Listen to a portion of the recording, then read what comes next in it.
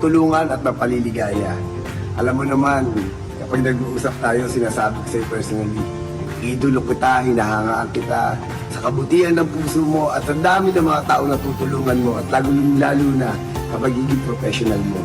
God bless you and more power sa'yo at sana'y magkita ulit tayo at makapagkwentuhan. We love you!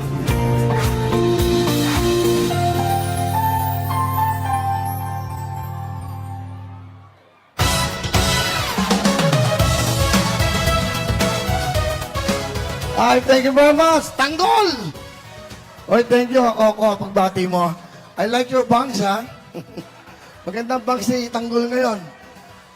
Coco, salamat, ha? Mabait tong, sobrang bait si Coco Martin. Coco, to Julia, at sa mga anak nyo, pamilya mo. Salamat, Coco, yung time ng Holy Week, magkasama tayo. At sana dumating ang time. Ha?